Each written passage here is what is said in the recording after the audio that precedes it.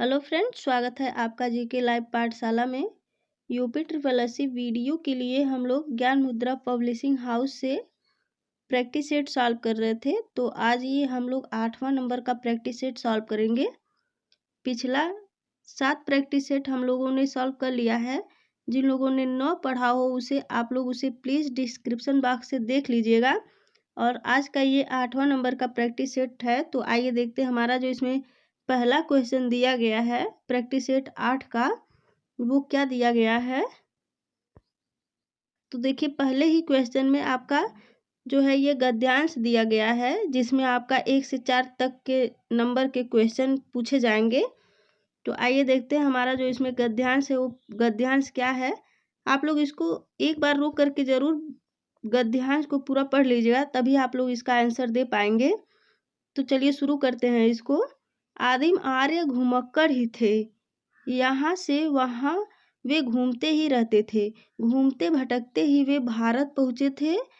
यदि घुमक्कड़ी का बाना उन्होंने न धारण किया होता, यदि वे एक स्थान पर ही रहते, तो आज भारत में उनके वंशज न होते। भगवान बुद्ध घुमक्कड़ थे, भगवान महावीर घुमक्कड़ थे। वर्षा ऋतु के कुछ महीनों को छोड़कर एक स्थान में रहना बुद्ध के वश का नहीं था। आगे है, 35 वर्ष की आयु में उन्होंने बुद्धत्व प्राप्त किया। 35 वर्ष से 80 वर्ष की आयु तक जब उनकी मृत्यु हुई, 45 वर्ष तक वे निरंतर घूमते ही रहे, अपने आप को समाज सेवा और धर्म प्रचार में लगाए रहे। अपने शिष्यों से उन्होंने कहा था, चरथ भिक्खवे चारिक, हे भिक्षुओं घुमक्कड़ी करो। यद्यपि बुद्ध कभी भारत के बाहर नहीं गए, किंतु उनके शिष्यों ने उनके वचनों को सिर आंखों पर लिया और पूर्व में जापान, उत्तर में मंगोलिया, पश्चिम में मकदूनिया और दक्षिण में बाली द्वीप तक धावा मारा। श्रावण महावीर ने स्वच्छंद विचरण के लिए अपने वस्त्रों तक को त्याग दिया। दिशाओं को उन्होंने अपना अंबर बना लिया और वैशाली में जन्म लिया। पावा में शरीर त्याग किया। जीवन पर्यंत घूमते रहे, मानव के कल्याण के लिए, मानवों के राह प्रदर्शन के लिए। और शंकराचार्य 12 वर्ष की अवस्था में संन्यास लेकर कभी केरल, कभी मिथिला, कभी कश्मीर और कभी बद्रिकाश्रम में घूमते रहे। कन्याकुमारी से लेकर हिमालय तक समस्त भारत को अपना कर्म क्षेत्र समझा। संस्कृत एकता के लिए, समन्वय के लिए, श्रुति धर्म की रक्षा के लिए शंकराचार्य के प्रयत्नों से ही वैदिक धर्म का उत्थान हो सका। तो आइए देखते हैं इसमें जो हमारा पहला क्वेश्चन दिया गया है गद्यांश से, वो दिया गया है आपका, महात्मा बुद्ध ने जब बुद्धत्व प्राप्त किया तब उनकी अवस्था कितनी थी। तो जब उन्होंने बुद्धत्व धारण किया था तब उनकी जो अवस्था थी वो थी आपकी 35 वर्ष। ऑप्शन नंबर बी सही हो जाएगा। महात्मा बुद्ध ने 35 वर्ष की उम्र में बुद्धत्व को धारण किया था। आगे है, महावीर स्वामी का जन्म कहाँ हुआ था। तो महावीर स्वामी का जो जन्म हुआ था वो आपका वैशाली में हुआ था। ऑप्शन नंबर बी सही हो जाएगा। आगे है, ऋतु धर्म का क्या अर्थ होता है। तो ऋतु धर्म का जो अर्थ होता है वो आपका होता है वैदिक धर्म। ऑप्शन नंबर डी सही हो जाएगा। श्रुति धर्म का अर्थ वैदिक धर्म होता है। नेक्स्ट है, क्वेश्चन नंबर 4 देखते हैं। दिया गया है, स्वच्छंद में कौन सी संधि है। तो स्वच्छंद में जो आपका संधि है वो है आपका व्यंजन संधि। स्वच्छ धन छंद। ऑप्शन नंबर डी सही हो जाएगा। फिर नेक्स्ट क्वेश्चन है, क्वेश्चन नंबर 5 दिया गया है, निम्न में दीर्घ स्वर नहीं है। तो ये आपका गद्यांश से अलग का क्वेश्चन है, क्योंकि गद्यांश में 1 से 4 तक का ही क्वेश्चन का आंसर देना था। क्वेश्चन नंबर जो 5 है ये आपका गद्यांश से बाहर का है। जो दिया गया है, निम्न में से दीर्घ स्वर नहीं है। तो जो दीर्घ स्वर नहीं है वो है आपका ऊ जो है दीर्घ स्वर नहीं है, क्योंकि ये अपने आप में अकेला है। जबकि ऊ और आ में जो है मात्राएं लगी हुई हैं, जिससे ये दीर्घ स्वर है। अगला है, निम्न में से अंतस्थ व्यंजन कौन सा है? तो जो अंतस्थ व्यंजन होता है वो आपका होता है य। अंतस्थ व्यंजन में य, र, ल, व आता है, तो ये आपका होता है अंतस्थ व्यंजन। य, र, ल, व और ह को भी हम लोग अंतस्थ व्यंजन कहते हैं। फिर आगे है, निम्न में से कौन एक अल्प प्राण व्यंजन सा है? तो जो अल्प प्राण व्यंजन है वो है आपका क। क जो है आपका अल्प प्राण व्यंजन है। जैसे जो ये व्यंजनों का जो व्यंजन का जो वर्ण होता है, जो क, च, ट, त, प होता है, और जैसे हम लोग पढ़ते हैं क, ख, ग, घ, अंगा, तो जो क वर्ण, ख वर्ण और ग वर्ण, घ वर्ण, अंग वर्ण जो होता है, तो इसको हम लोग पहले और दूसरे, तीसरे, चौथे पे, ऐसे पांचवे पे लिखते हैं। तो जो इसमें होता है ना आपका ये क, ख, ग, घ, अंगा, तो क और फिर ख को छोड़ करके ग, तो ये आपके जो पहले और जो दूसरे होते हैं ये अल्प प्राण में आते हैं, और जो दूसरे और चौथे होते हैं ये आपके महाप्राण में आते हैं। तो पहला, तीसरा और जो पांचवा होता है ये अल्प प्राण व्यंजन होता है। फिर नेक्स्ट है, निम्न में अघोष वर्ण कौन सा है? तो जो अघोष वर्ण होता है ये आपका होता है प। प जो है ये आपका अघोष वर्ण है। तो जो अघोष वर्ण में भी हम आपको बता रहे हैं कि जो 5 वर्ण का होता है ना, ये क, ख, ग, घ, अंगा, तो क फर्स्ट पे होता है, ख सेकंड पे होता है, ग जो है थर्ड पे होता है, घ 4 पे होता है, फिर अंग जो है 5 पे होता है। तो पहला और दूसरा जो होता है ये अघोष वर्ण होता है, और तीसरा और चौथा, पांचवा जो होता है ये आपका सघोष वर्ण कहे जाते हैं। फिर नेक्स्ट है, हिंदी की ब ध्वनि है। तो हिंदी की जो ब ध्वनि है ये आपकी है ओष्ठ ध्वनि। ऑप्शन नंबर बी सही हो जाएगा, क्योंकि ब का उच्चारण करने में हम ओष्ठ से इसका उच्चारण कर रहे हैं ब, तो ये जो है आपका ओष्ठ ध्वनि होता है। प, फ, ब, भ, तो इसमें ब भी आ रहा है, तो ये आपका पूरा ओष्ठ व्यंजन होता है। अगला है, निम्न में योग रूढ़ शब्द है। तो जो आपका योग रूढ़ शब्द होता है आपका ये होता है पंचानन। ऑप्शन नंबर सी सही हो जाएगा। योग रूढ़ शब्द वो होता है कि एक शब्द का कोई अलग अर्थ निकलता है, उसको हम लोग योग रूढ़ शब्द कहा जाता है। फिर नेक्स्ट है, चंद्रोदय का संधि विच्छेद होगा। तो चंद्रोदय का जो संधि विच्छेद होगा वो होगा आपका चंद्र प्लस उदय। ऑप्शन नंबर ए सही हो जाएगा। चंद्र प्लस उदय से चंद्रोदय होता है। अगला है, रथ चालक का सामासिक विग्रह क्या होगा? तो रथ चालक का सामासिक विग्रह आपका होगा रथ को चलाने वाला। ऑप्शन नंबर सी सही हो जाएगा। अगला है, प्रत्येक शब्द में उपसर्ग है। तो प्रत्येक शब्द में जो आपका उपसर्ग है वो है आपका प्रति। प्रति से प्रत्येक शब्द होता है, क्योंकि जब हम प्रति का संधि करेंगे तो वो होगा प्रतिधन इक, प्रत्येक होता है इससे। ऑप्शन नंबर बी सही हो जाएगा। फिर नेक्स्ट है, प्रत्यय रहित शब्द बताइए। तो प्रत्यय रहित जो शब्द होता है वो आपका है अनुवाद। अनुवाद जो है प्रत्यय रहित है, इसमें प्रत्यय नहीं है। अगला है, निम्नलिखित शब्दों में से तत्सम शब्द कौन सा है? तो जो तत्सम शब्द है वो है आपका मनुष्य। मनुष्य जो है तत्सम शब्द है। अगला क्वेश्चन है, निम्नलिखित में से आकाश का तद्भव रूप कौन सा है? तो आकाश का तद्भव रूप आपका आसमान होता है। ऑप्शन नंबर ए सही हो जाएगा। अगला है, निम्न में कौन सा देशज है? तो देशज शब्द आपके जो होते हैं वो होते हैं छैला। ऑप्शन नंबर सी जो हो जाएगा ये देशज शब्द है छैला। अगला है, निम्न में कौन सा शब्द विदेशी है? तो जो विदेशी शब्द है ये है आपका सिगरेट। सिगरेट जो है ये विदेशी शब्द है। अगला है क्रिया से बनने वाली भाववाचक संज्ञा है। तो क्रिया से बनने वाली जो भाववाचक संज्ञा है ये है आपका थकावट।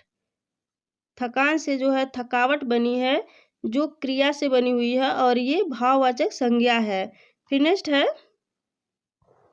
निम्नलिखित जोड़ों में से उत्तम पुरुष वाले जोड़ों को पहचानिए। तो उत्तम पुरुष वाले जो जोड़े हैं ये हैं आपके मैं और हम जो है ये उत्तम पुरुष के जोड़े हैं। अगला है निम्न में विशेषण शब्द है। तो विशेषण शब्द जो है ये है आपके महत। महत जो है विशेषण शब्द है। नेक्स्ट है माँ ने पिताजी से सामान मंगवाया। यहाँ क्रिया का कौन सा रूप है? तो जो माँ ने पिताजी से सामान मंगवाया, यहाँ क्रिया का जो रूप है वो है आपका प्रेरणार्थक क्रिया। ऑप्शन नंबर डी जो है सही हो जाएगा, प्रेरणार्थक क्रिया। माँ ने पिताजी से सामान मंगवाया। अगला है इसमें देखिए अकर्मक जो दिया गया है, अकर्मक जिसमें क्रिया नहीं होती है, और ये द्विकर्मक जिसमें दो क्रियाएं पाई जाती हैं, आज्ञा जिसमें आज्ञा दी जाती है, प्रेरणा जिसे करवाया जाता है। तो इसमें जो माँ ने पिताजी से सामान मंगवाया, तो यहाँ माँ ने पिताजी से सामान मंगवाया था, पिताजी से काम को करवाई थी, इसलिए ये प्रेरणार्थक क्रिया होता है। फिर नेक्स्ट है निम्न में अव्यय है। तो जो अव्यय है ये है आपका के बाद। ऑप्शन नंबर डी सही हो जाएगा, के बाद जो है अव्यय शब्द होता है। अगला है सौदामनी का पर्यायवाची है। तो सौदामनी का जो पर्यायवाची है वो आपका है विद्युत। विद्युत जो है सौदामनी का पर्यायवाची होता है। नेक्स्ट है जंगम का विलोम शब्द है। तो जंगम का विलोम शब्द आपका स्थावर होता है। ऑप्शन नंबर सी सही हो जाएगा। अगला है जिसको भूमि के अंदर की जानकारी हो के लिए सही शब्द का चयन कीजिए। तो जिसको भूमि के अंदर की जानकारी हो उसके लिए जो सही शब्द होता है ये होता है आपका भूगर्भवेत्ता। भूगर्भवेत्ता ऑप्शन नंबर बी सही हो जाएगा, भूगर्भवेत्ता होता है जिसको भूमि के अंदर की जानकारी हो के लिए। नेक्स्ट है रंग शब्द युग्म का सही अर्थ होगा। तो रंग शब्द का जो सही अर्थ होता है ये होता है आपका भिखारी और वर्ण होता है। ऑप्शन नंबर ए सही हो जाएगा, रंग और रंग का जो अर्थ होता है ये होता है भिखारी और वर्ण। फिर नेक्स्ट है इनमें एक शब्द अनेकार्थी नहीं है। तो जो इसमें एक शब्द अनेकार्थी नहीं है वो है आपका लज्जा। ऑप्शन नंबर सी जो है ये अनेकार्थी शब्द नहीं है। अगला है निम्न में वर्तनी की दृष्टि से शुद्ध शब्द है। तो जो वर्तनी की दृष्टि से शुद्ध शब्द है वो है आपका पौरुष। ऑप्शन नंबर ए सही हो जाएगा, पुरुष नहीं लिखा जाता है जबकि पौरुष होता है शुद्ध वर्तनी वाले शब्द में। तो नेक्स्ट है निम्नलिखित में से वर्तनी की दृष्टि से अशुद्ध शब्द का चयन कीजिए। तो अशुद्ध शब्द का जो चयन होता है वो है आपका यानी। ऑप्शन नंबर बी जो है ये आपका अशुद्ध है। नेक्स्ट है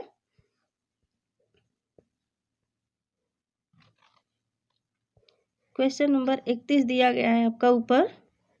दोस्तों प्लीज़ वीडियो को पूरा देखिए और इसको लाइक करते रहिए। निम्न में संप्रदान कारक का परसर्ग कौन सा है? तो जो संप्रदान कारक का जो परसर्ग होता है वो होता है आपका को और के लिए। ऑप्शन नंबर ए सही हो जाएगा, को और के लिए। नेक्स्ट है दिए गए विकल्पों में से कौन सा पुल्लिंग है? तो जो पुल्लिंग है वो आपका पड़ोसी जो है ये पुल्लिंग शब्द होता है। बाकी छात्रा भी स्त्रीलिंग है और शिष्या भी स्त्रीलिंग है, विदुषी भी स्त्रीलिंग है। नेक्स्ट है निम्नलिखित में से कौन सा शब्द स्त्रीलिंग है? तो जो स्त्रीलिंग शब्द दिया गया है ये है आपका योगिनी। योगिनी जो है स्त्रीलिंग शब्द है। मालिक जो है पुरुष पुल्लिंग है, और कहार जो है पुल्लिंग है, और पाठक भी पुल्लिंग होता है। योगिनी जो है ये स्त्रीलिंग शब्द होता है। फिर नेक्स्ट है, निम्नलिखित शब्दों में से एक वचन है। तो जो एक वचन शब्द होता है ये आपका तेल जो है एक वचन शब्द होता है।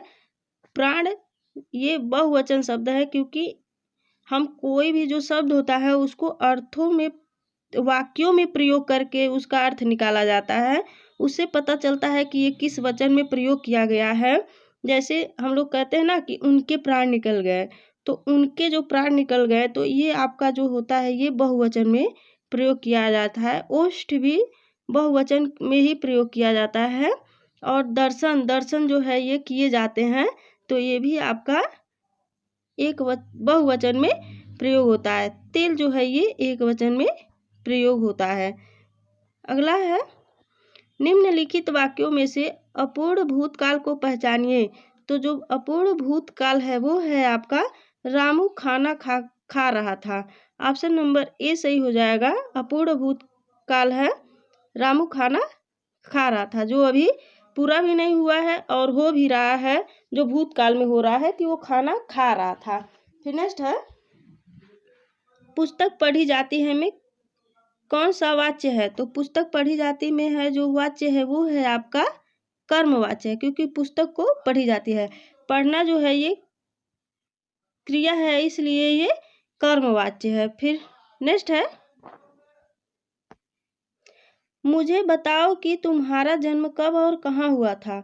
वाक्य का भेद बताइए। तो जो ये दिया गया है, मुझे बताओ कि तुम्हारा जन्म कब और कहाँ हुआ था, वाक्य का जो भेद है ये है आपका मिश्र वाक्य है। ऑप्शन नंबर डी सही हो जाएगा, मिश्र वाक्य है। अगला है, मुझे कल 2 किलो लीची खरीदने हैं, कोई त्रुटि नहीं है, त्रुटि पहचानना है। तो जो 38 नंबर का क्वेश्चन दिया गया है मुझे कल 2 किलो लीची खरीदने हैं, तो इसमें जो त्रुटि है वो है आपका लीची खरीदने हैं। ऑप्शन नंबर इसका सी जो है ये गलत है। मुझे कल 2 किलो लीची खरीदने हैं, नहीं खरीदना है। तो ये जो आपके खरीदने हैं ये आपके गलत है। फिर नेक्स्ट है, विस्मयादि बोधक चिन्ह कौन सा है। तो विस्मयादि बोधक जो चिन्ह होता है वो आपका होता है वो ऐसे ऐसे होता है। विस्मयादि बोधक चिन्ह का ऐसे नीचे डॉट लगा रहता है, ये आपका विस्मयादि बोधक चिन्ह का है। फिर अगला है, सीमा कुछ छिपा रही है, लगता है दाल में कुछ काला है। तो सीमा कुछ छिपा रही है, लगता है दाल में कुछ काला है में इसमें ऑप्शन नंबर आपका ए सही हो जाएगा, कुछ गड़बड़ होना। जो अंडरलाइन किया गया रेखांकित मुहावरे का अर्थ क्या है, दाल में कुछ काला है का जो रेखांकित मुहावरा दिया गया है इसका अर्थ होता है कुछ गड़बड़ होना। ऑप्शन नंबर ए सही हो जाएगा, कुछ गड़बड़ होना। फिर नेक्स्ट है, नाक रगड़ना मुहावरे का अर्थ है। तो नाक रगड़ना मुहावरे का जो अर्थ होता है ये आपका होता है माफी मांगना। ऑप्शन नंबर बी सही हो जाएगा, माफी मांगना। नेक्स्ट है, होनहार बिरवान के होत चिकने पात लोकोक्ति का सही अर्थ है। तो होनहार बिरवान के होत चिकने पात का अर्थ होता है होनहार बालक के गुण बचपन से ही दिखाई देने लगते हैं। ऑप्शन नंबर सी सही हो जाएगा, होनहार बिरवान के होत चिकने पात, इसका अर्थ होता है होनहार बालक के गुण बचपन से ही दिखाई देने लगते हैं। फिर नेक्स्ट है, ठीक ठीक न्याय हो जाना के लिए उचित लोकोक्ति चुने। तो ठीक ठीक न्याय हो जाने का जो उचित लोकोक्ति होता है ये आपका होता है दूध का दूध, पानी का पानी। ऑप्शन नंबर सी सही हो जाएगा। अगला है, बृहदाकार एवं श्रेष्ठ रचनाओं का जो सार गद्य या पद्य में प्रस्तुत किया जाता है वह क्या कहलाता है। तो वह आपका जो कहलाता है वो कहलाता है सारानुवाद। ऑप्शन नंबर ए सही हो जाएगा, सारानुवाद कहलाता है। नेक्स्ट है, कन्नौजी हिंदी की किस उपभाषा की एक बोली है। तो कन्नौजी हिंदी की जो उपभाषा की एक बोली है वो है आपकी पश्चिमी हिंदी उपभाषा की एक बोली है कन्नौजी हिंदी। फिर नेक्स्ट है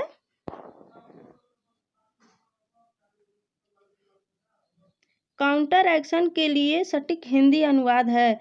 तो काउंटर एक्शन के लिए जो सटीक हिंदी अनुवाद है वो है आपका जवाबी कार्यवाही। ऑप्शन नंबर ए सही हो जाएगा, जवाबी कार्यवाही। प्रेम सागर किसकी रचना है? तो प्रेम सागर आपका लल्लू लाल जी की रचना है प्रेम सागर। नेक्स्ट क्वेश्चन देखते हैं, अंधेर नगरी नाटक के रचनाकार हैं। तो अंधेर नगरी नाटककार के रचनाकार आपके भारतेंदु हरिश्चंद्र जी हैं। निम्नलिखित में से रीतिकाल के कवि हैं। तो रीतिकाल के जो कवि हैं ये हैं आपके वृंद जो हैं रीतिकाल के कवि कहे जाते हैं। नेक्स्ट क्वेश्चन है और आज का प्रैक्टिस सेट 8 का जो है लास्ट क्वेश्चन 50वां देखते हैं, रामधारी सिंह दिनकर को किस कृति पर साहित्य अकादमी पुरस्कार मिला? तो इनको जो है मिला था आपका संस्कृत के 4 अध्याय। ऑप्शन नंबर सी सही हो जाएगा। सॉरी इसमें जो हाँ सही है, संस्कृत के 4 अध्याय जो है इनको रामधारी सिंह दिनकर को इस कृति पर साहित्य अकादमी पुरस्कार मिला था। तो दोस्तों ये रहा आज का प्रैक्टिस सेट नंबर 8 का 50वां क्वेश्चन। वीडियो अगर आपको अच्छी लगी हो तो प्लीज़ इसको लाइक करिए, शेयर करिए। धन्यवाद।